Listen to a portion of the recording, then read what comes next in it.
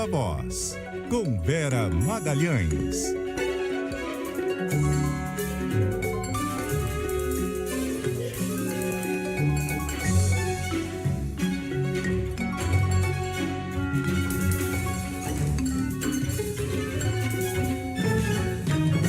Boa tarde, Vera.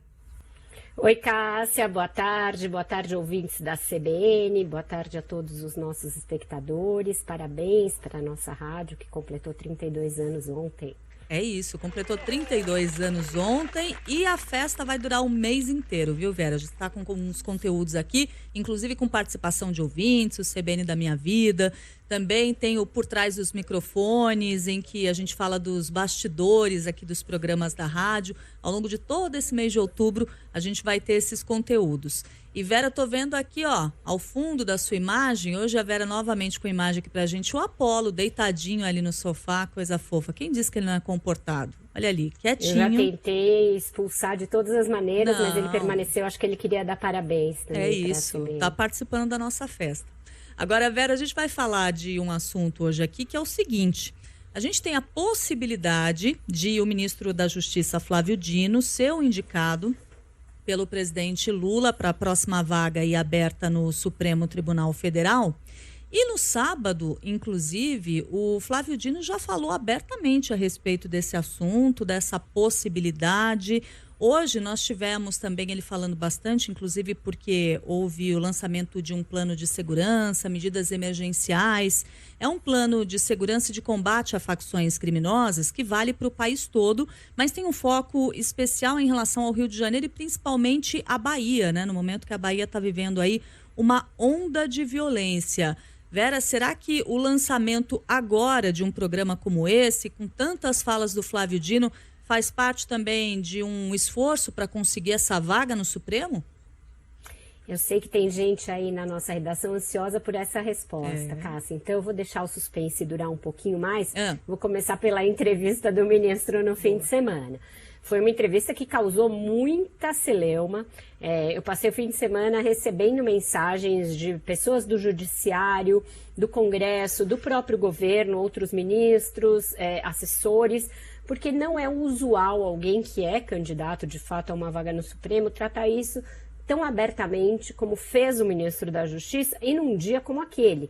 Ele deu a entrevista na sexta, ela foi publicada no sábado, e na sexta foi o dia que o presidente da República sofreu uma cirurgia de algumas horas para colocar uma prótese de quadril. Então, essa coincidência, o fato do presidente estar fora de combate para se recuperar de uma cirurgia, o ministro falando abertamente de algo que é prerrogativa exclusiva do Lula de nomear, foi muito mal visto, pegou muito mal, principalmente porque ele faz condicionantes ali, olha, se eu for indicado eu vou deixar a política, que coincidem com cobranças que vinham sendo feitas a ele, na verdade queimações do nome dele, porque ele está sendo queimado à esquerda e à direita, dizendo que ele é um político e que chegando ao Supremo ia usar o Supremo como uma plataforma de alavancagem política. Então, foi uma fala que pegou muito mal. Eu conversei inclusive com aliados do ministro que tentaram minimizar. Não, ele ia fazer uma entrevista sobre segurança pública, mas foi questionado sobre isso, mas ele não precisava colocar as coisas naqueles termos. E aí hoje já estava previsto o lançamento desse plano de segurança que foi chamado de Enfoque, e que o enfoque para mim é totalmente esse, o enfoque é no Supremo, o enfoque é dissipar uma outra crítica que é muito comum a ele, o fato de que o Ministério da Justiça e Segurança Pública é capenga no que tange a segurança pública, que ele não implementou nenhuma das políticas da campanha do Lula e que vai mal nessa área. Isso é dito tanto por quem advoga pela divisão do Ministério em dois, de um lado o Ministério da Justiça e de outro o Ministério da Segurança Pública, como por quem quer queimar o Dino para o Supremo, e muitas vezes esses dois grupos têm pessoas que estão em ambos.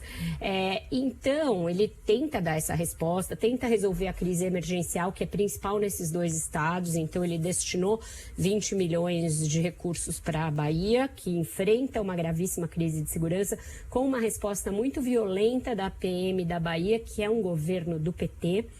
e autorizou o uso da Força Nacional de Segurança no Rio de Janeiro, onde as facções criminosas vêm ganhando fôlego nos últimos tempos. E usou a solenidade totalmente para responder a essas críticas, em outro sinal de que ele está muito focado em responder às críticas e, portanto, deixar o terreno aplainado para ser indicado para o Supremo. Outra coisa que vem pegando muito mal é que ele está em campanha simultânea para ir para o Supremo, mas para também fazer o sucessor.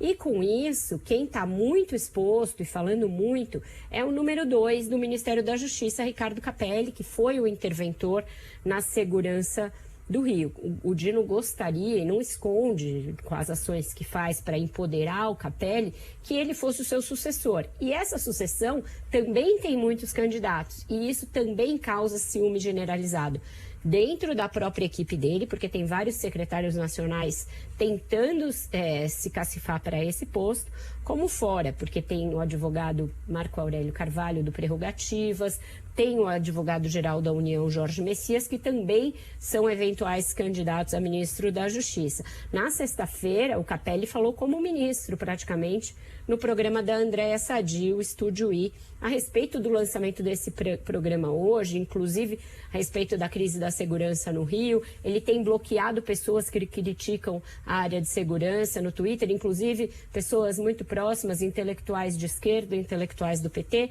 Então, a coisa está assim, o Dino e a sua equipe falando demais e isso gerando muita crítica e sendo muito mal visto pelo entorno do Lula e por outras áreas do governo. E nesse momento que você diz que o Capelli, né, lembra que o Capelli esteve conversando com a Sadi lá na Globo News, agora quem está nesse momento falando na Globo News ao vivo, claro, sob o programa, mas é ele falando, é o ministro Flávio Dino. Tem ainda aquela possibilidade, né, Vera, que está sendo ventilada também, de haver aí um desmembramento desse Ministério da Justiça e esse ministério ser transformado, ser dividido entre o Ministério da Justiça e o Ministério de Segurança Pública. Essa história é algo que você acredita que isso possa de fato acontecer? Ajudaria a acomodar todo mundo que está em campanha por postos dentro do governo, Cássia. Se ele escolher de fato Flávio Dino para o Supremo, vai desagradar bastante o PT e desagradar bastante o Jorge Messias, que é alguém que foi muito fiel ao PT nos tempos ali difíceis do impeachment da Dilma. Então ele poderia ganhar um upgrade, uma espécie de promoção dentro do próprio governo, porque o Ministério da Justiça é um dos mais prestigiados de todo o governo. Aí com isso, abre-se a possibilidade de se designar uma ministra negra para a Advocacia Geral da União. Isso ajudaria a aplacar a revolta que certamente vai existir pelo fato do Lula não nomear uma mulher negra para o Supremo. E também, se desmembrar, você pode agregar um desses nomes aí da equipe do Dino que estão querendo ser ministros e, portanto, agradaria a todos com esse movimento. Criaria mais um ministério, a gente já viu a criação de um outro há algumas semanas com o Ministério da Micro e Pequena Empresa, mas é um desenho possível dentro desse cenário. O Lula é que vai ter que decidir, ele está se recuperando da cirurgia que fez, não tem dado muitas pistas do que pretende fazer, assim como eu fiz aqui com o spoiler que eu evitei dar para a Laura, nossa produtora. O Lula também está bem fechado em copas com essa trama aí que ele tem que gerenciar. Então vamos seguir acompanhando tudo isso. Vera Magalhães, muito obrigada. A Vera volta mais tarde na segunda edição do Viva a Voz e amanhã novamente está conosco aqui no CBN Brasil, já conversando com Carlos Alberto Sardenberg e comigo também. Obrigada, Vera. Até mais. Até mais. Um ótimo jornal para vocês. Até mais tarde.